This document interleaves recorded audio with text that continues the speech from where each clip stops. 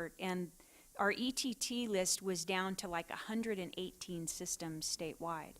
And then the most recent run, and we're still trying to figure out exactly what happened, but the numbers went up again. And I think that it, again, is some little tweak in the LPA's data system is, again, causing them to not match the violation with the enforcement action. That's how you get rid of systems on the list, is you demonstrate you've taken an enforcement action to address that violation. So we are working with the LPAs and have spent a lot of one-on-one where we've actually sent our staff to their offices and had them, we enter the data for them and show them what is going wrong. So, but it's quite a challenge, and there are several counties that have a legacy database that isn't used by any of the other counties. So it's not like a one-size-fits-all. If we could figure out how to fix this software that is used by most of them, that it would fix them all. We don't have that luxury. So there's a little bit of trouble there, but we are working on it, and it's our highest priority right now because it's causing us heartburn with US EPA being concerned about it. With the enforcement consistent with DDW, we have prepared an enforcement manual which has been submitted to OCC. It details the actions that will be taken for specific types of violations. That document will be presented to the LPAs at our meeting in the spring. And the whole point is to get consistency. So we don't issue a citation and they issue a letter that says, please don't do this anymore. We expect a citation. And then I guess a follow-up to that, at some point in the future, hopefully near future, and since Eric is sitting in the room there, I would love to discuss linking the data that you have on LPA performance and making that transparent in our performance report that's posted on the web. Great point. We've actually been working with Eric and his staff and have already ponied up the performance measures that the drinking water program is going to put up there. And, you know, the LPAs, some of them do an outrageously great job, and some not so much. And so I think it's going to be a bit of a challenge to bring them all up to some minimum level. So that's what we're going to be focused on.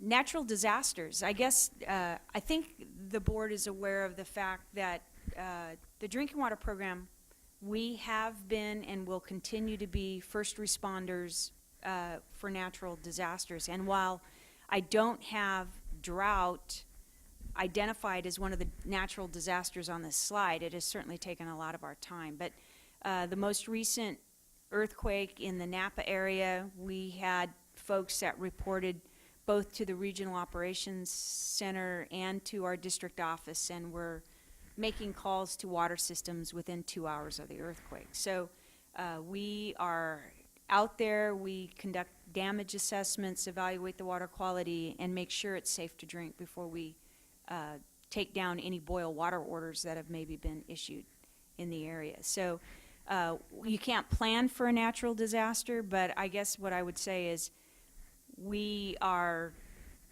locked and loaded and ready for one. When it happens, we report. So whether it's the wildfires down in Southern California, which we were dealing with those several years ago, right now, I guess, I hate to say it, but I'm praying for some flood response. So that's what I'd like to see us do. The other thing is the state board apparently had a continuation of business operations and government plan, and when the drinking water program came over, because we are first responders, we had an emergency response plan. You'll be receiving briefings soon on this plan that we are modifying to cover the entire board. And we have internal to the drinking water program what we call our duty officer program, which is a rotating schedule of an individual who's on call for 7 days, 24 hours a day, 365 days a year, and we respond to any kind of spills or water quality or any kind of issue that pops up. So we soon will be giving to each of you a laminated card with all of the phone numbers for folks that you would call in an emergency. We will have a quick reference guide for what we think you might need to do in the first 48 hours. We hope to get that to you soon, probably by the end of March on a thumb drive. As part of our emergency response activities, we deal with both Cali OES and the State Operations Center. We're developing MOUs with our counterparts that we left behind at the Department of Public Health to make sure that food establishments, canneries, food production facilities regulated by the Food and Drug Branch are notified when we have a water quality emergency. Additionally, we're going to have a similar MOU with the licensing and certification folks. Those are the people that regulate hospitals and other kinds of healthcare facilities like dialysis centers, places for the aging, so that if there's a water quality emergency, they know basically almost as soon as we know, so they can take preventative steps that are needed. Thank you for this. We had a briefing yesterday, and I can sleep better. It's Good. It's another added bonus of you joining us. Great, thank you. Recycled water, it's certainly high on our agenda of topics that we need to roll up our sleeves and get some stuff done.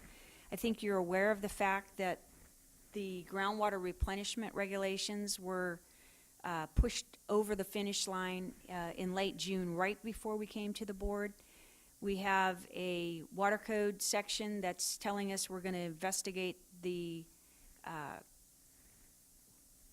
possibility of direct potable reuse, and so as part of that, we're going to have an expert panel that's going to give us advice in those areas. And we will be developing water recycling criteria for surface water augmentation. And we are going to get all that done before December 31st of next year.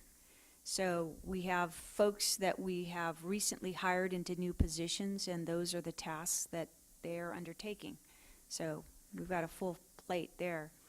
As I mentioned, the expert panel, they'll be advising us both on the public health issues and scientific and technical matters relating to the use of recycled water to augment a surface water reservoir.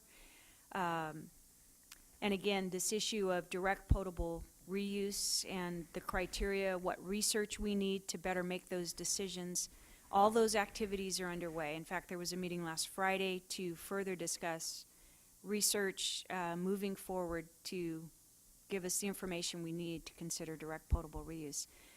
The expert panel meetings are ongoing. The next one is actually scheduled for March 11th and 12th in Richmond, California. And the drinking water program staff, we're attending these meetings, we respond to questions, and we manage the activities of the expert panel. Snapshot statewide of interest in recycled water.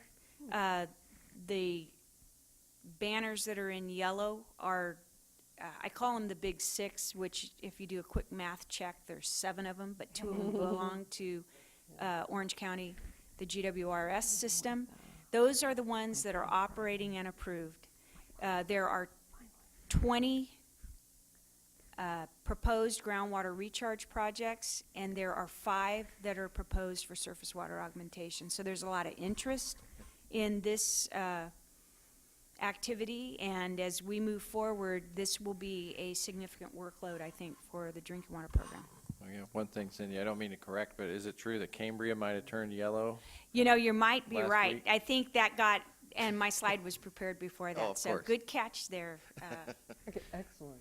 Yeah. In fact, I think Kurt Souza was down providing testimony at the Central Coast Board. That's right, I saw Kurt. Good catch. Yep. So yeah, there are big 7 now. I'm gonna have to say that. That's actually a really valuable. I want a wallet card with that one on it, once you update it. I'll get on Randy to get that changed for me. And not to downplay the other parts of the program that I didn't spend a slide on or talk about. We have an environmental laboratory accreditation program that we have a new chief, and she is in there turning things around. I mean, we're in the middle of doing a program review. We've been coordinating with the Office of Enforcement, taking enforcement activities on some laboratories that we don't like what's going on. We have some new staff that we've hired, so that program has really done a huge change in the short 6 months that we've been here. I didn't call out the IT folks. Kathy Owen and her staff have done a bang-up job getting all but one of the drinking water program offices over to state board servers. We came over with probably some of the worst data systems that could be in use by a program. And it's just been amazing what you guys as IT staff have accomplished in 6 months for us. It's a yeoman's amount of work, so we're really appreciative of that and looking forward to future enhancements of what we have. So that's been great. Not to downplay the legislative process, I think that was a wake-up call for poor Rob and his staff. Is once drinking water got here, there is a whole lot of interest in drinking water, and there's a lot of potential bills. And I think we've been fighting off sets of questions from the Senate Office of Research for at least the last 3 or 4 months. You know, it's the 10 questions this week, so it's been a bit of a challenge. We have, for George and his staff, we have a new drinking water information officer, and we hope to explore further having fact sheets ready to go on particular issues that are common in the drinking water arena. We're going to have press releases, and we hope to explore more social media opportunities, and we may be able to tag team with Eric's folks on the Save Our Water stuff as part of that. And again, Division of Administrative Services, everybody here has just been great to us, and I want to share that with you, that we've been pleased. It's been wonderful, so Well, thanks. I'll also add, just thanks for the synergy. I think already there's just been so many instances where your team has helped the other parts of the water board see things differently, get a system, a chart.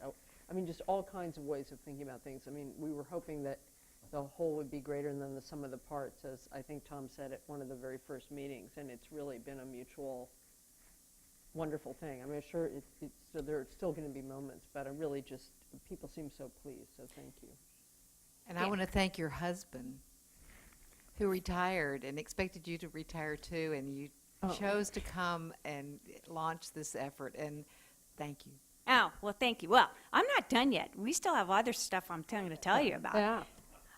I don't know.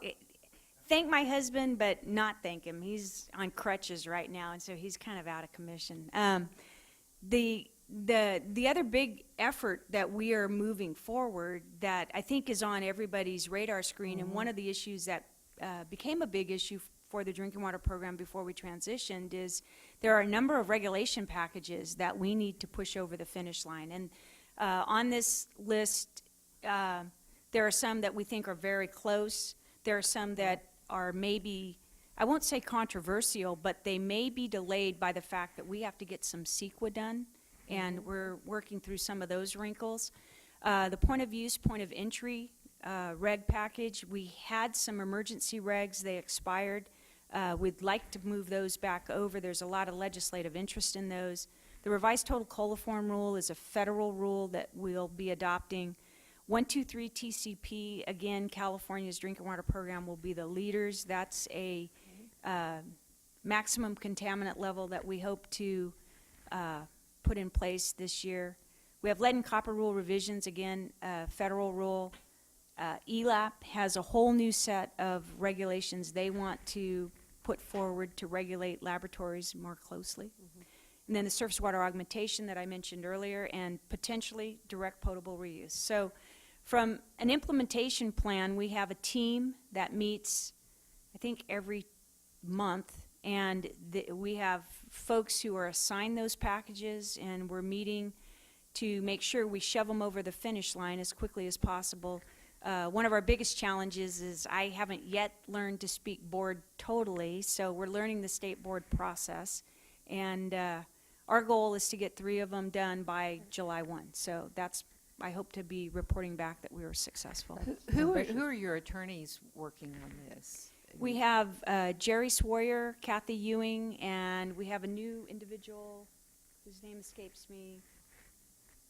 We have someone else that we are working with in Michael's shop that's helping us, but I do not recall the individual's name right now. Yeah, so we're in the process of kind of splitting out the funding components that are now with the Division of Financial Assistance.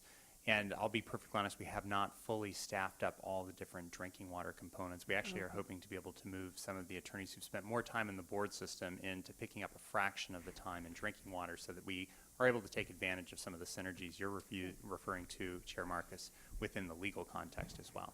Great, good. And just so I can better understand the process as involving drinking water regulations, do these come before the board?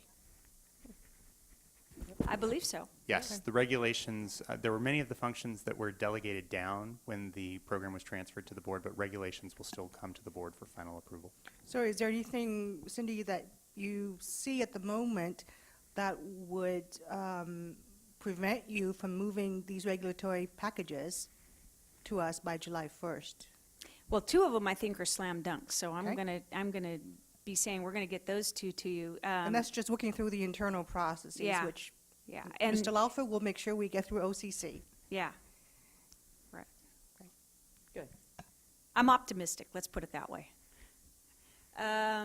Again, another big part of our activities is that we have committed, and we've assembled a transition advisory group, which was part of the transition documentation. The administration was interested to see what people thought of the drinking water program once it got over to the board. So on our transition advisory group, we have representatives of disadvantaged communities, environmental organizations, the Cal Nevada AWWA, Aqua, the California Water Association, which represents the investor-owned utilities.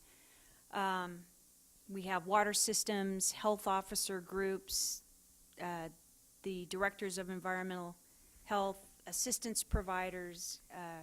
So it's a very eclectic group of individuals who sit down and give us feedback on a variety of topics. We've already had our first meeting. We met on November 19th, and actually this Thursday we have the second meeting of the group. So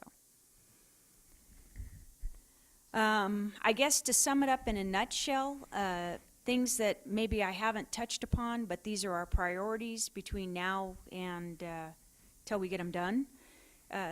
As part of our drought response, we coordinated with the Division of Water Rights, and where they had curtailed sources that served as the only supply for some public water systems, we worked in conjunction with them to issue compliance orders to make sure those systems knew that this drought thing might not be a one and done, and that they may be curtailed again this year. So we have them on the path to conducting a water supply planning study. We have connection moratoriums that we have installed on those systems, and we have them moving, if they have not already done so, to install meters on their services and to try to implement some conservation so that they are using less water that they're not entitled to. Additionally, Is it about, sorry to interrupt, does the number 23 sound right? There's 23 of those I orders? think you are correct, yeah. We initially thought it was a lot larger of a group, and then it ended up, when it was all said and done, to be a much smaller subset. Thank you. Arsenic compliance orders, I think I mentioned that we have a number of systems that still have not returned to compliance because they deliver water that exceeds the arsenic maximum contaminant levels. We have an arsenic compliance plan that we initiated basically this week, and we're going to reissue new orders to systems that have not been proactive in moving forward, whether it's to secure funding from DFA or to solve their problems. And we're going to come up with new milestones, and for those that are shining us on, they will be receiving fines. So I don't know how many will fit into each of those categories, but those, I should be able to report back to you on those numbers soon. Again, I've mentioned that our LPA partners, we're going to be kind of stepping up expectations now that we are here at the board, and submission of proper data is first on our list, and making sure they're doing the same program we're doing. A huge part of what we're doing is to help disadvantaged communities that seemingly, even if their water meets the standard, they don't have the sustainability to run their water system. And we're going to focus on trying to see what we can do to help them remain in compliance or to return to compliance. A lot of those details are captured in our Safe Drinking Water Plan implementation section, and that's really our strategic plan moving forward on how we're going to try to enact the human right to water here in the drinking water program. Again, we're going to be revisiting our safe small water system program plan, and we should have that for you very soon.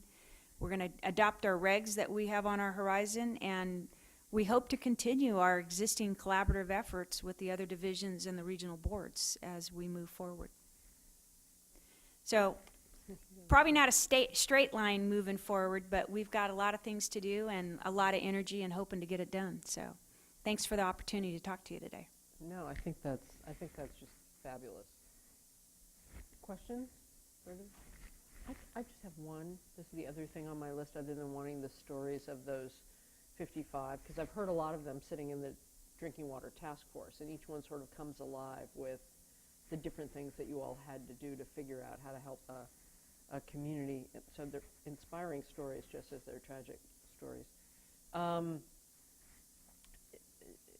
understand that EPA is now pleased with where we are in moving forward, but I don't actually know the details of what we're doing differently or what that is. So you don't need to talk about it now, but I'd love a briefing on that so that I understand it, what we're doing differently that's going to help with the concerns that they express. Okay, That would be great. we'll do that. I think you guys get lunch, or maybe. Now we got one more really important thing. All right. Thank you so Thank much. you. Thanks for the great work, and Karen as well. Yeah, and the and whole thanks team. for that overview presentation. Really helpful. It's something that I'm using as a reference now. Yeah. It's very helped us helpful. talk about it too, which is great. All right. Actually, on that note, before Gail comes up, a request for Tom, I think. I recently met with some of the drinking water program staff in Fresno, and the question came up about how they might get water board ID badges. And I told them I thought that was something already in the works. Some of our regional board staff have it, and definitely our drinking water staff should be getting them as well. Could you make that happen? Badges. Actually, I've seen don't some of have the no regional stinking water badges. board staff with the ID card.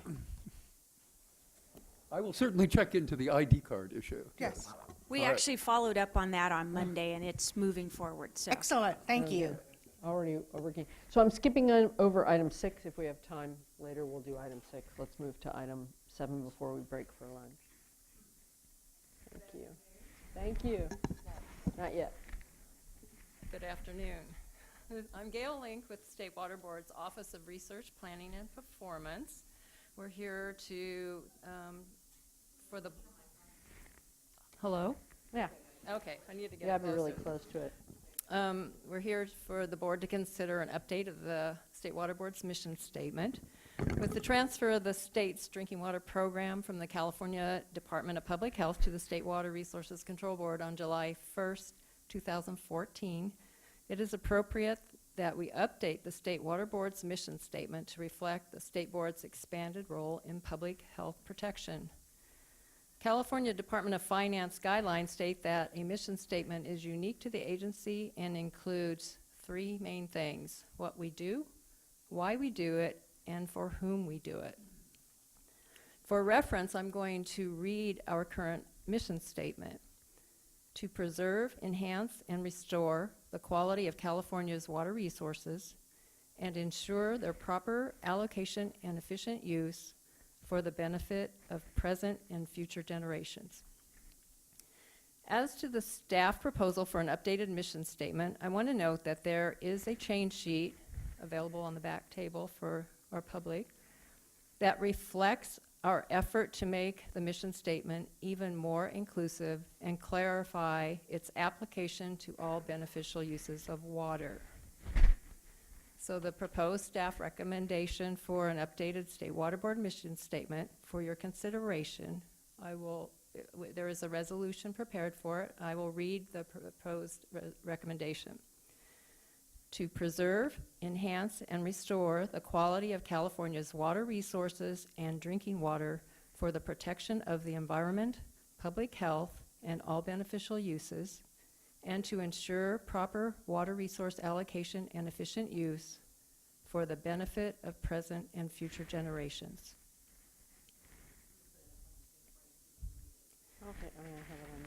So there was no change at all to the water rights component of the mission statement, the part to ensure proper water resource allocation and efficient use. That remains the same, as does for the benefit of present and future generations. The change is in the first phrase to incorporate the drinking water program and our role in protecting drinking water. I move adoption. Have a second?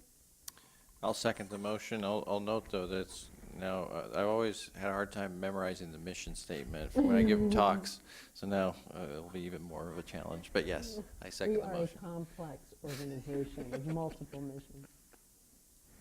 That's great. My only question, presumably council's looked at, it seems to cover both aspects of beneficial use and not just one. So I'm just making sure there's nothing in there, no hidden message you're worrying about. It looked okay to me, but just want to make sure that we have that.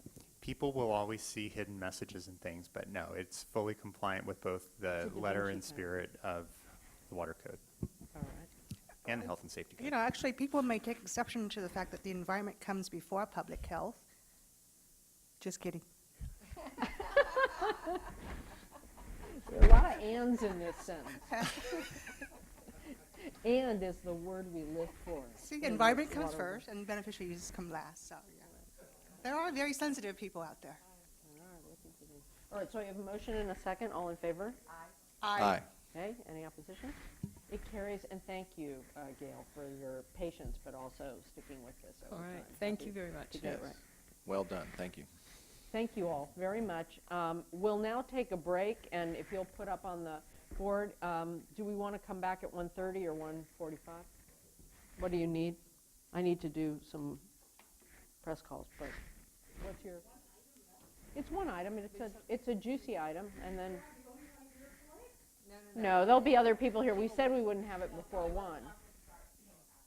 Yeah. Right, so we're taking a break, as I said, and so the question is, do we do it till 1:30 or we do it till 1:45? I would prefer 1:45. And we have board member reports, right. So is 1:45 okay with you guys? Yeah, 1:45. Please, great, thank you. See you all at 1:45.